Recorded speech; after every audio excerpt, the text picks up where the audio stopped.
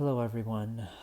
If I sound a little weird, I've just been dealing with inflamed, very bad asthma as of lately, but I've been wanting to do a video on this for a couple of weeks now, but I haven't really got around to it. It's just explaining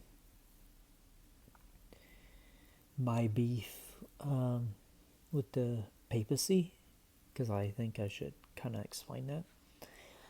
Well, let's first start with my first reason, and I think one of the major reasons why I have beef with the papacy is because of 1066, the Norman Conquest. When William the Conqueror invaded England, his invasion wiped out at least 20% of the population and destroyed the Anglo-Saxon aristocracy. Like, wiped out 90% of them, if I'm not mistaken, or the others would just had most of their land taken away from each other, and it was all replaced with Norman barons.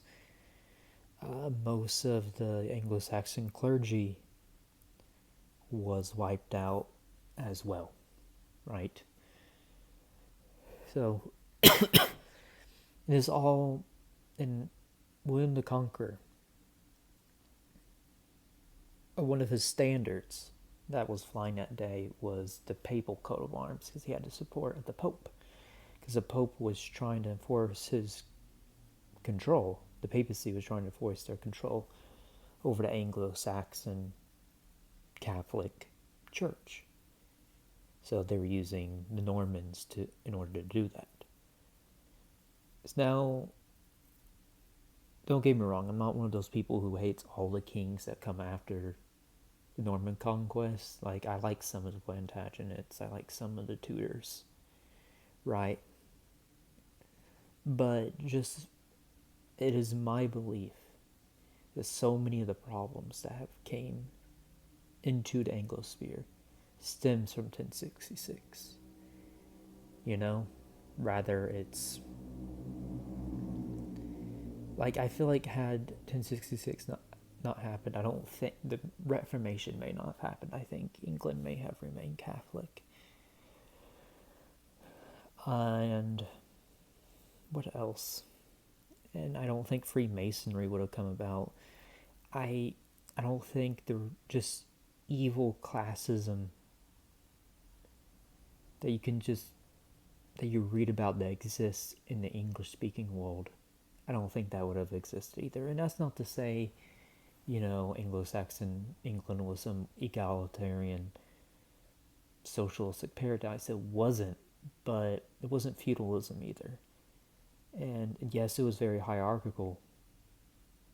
And yes, they did have slavery.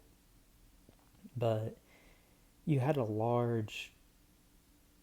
land was held in common. You had a large farming class. Well, what happened after the Normans took over? They became serfs.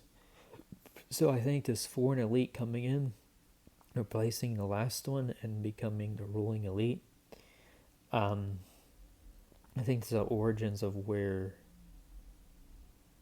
British Anglo-classism originates from. And then in regards to the Protestant Reformation, it's funny because Henry VIII is a direct descendant of William the Conqueror, and he broke with the church. One hand, I kind of view it as a karmic boomerang, like, hey, it's going back at the papacy, because the papacy started all this bullshit. So that's my problem with the papacy. Alright, now I'm going to make a part 2 to this.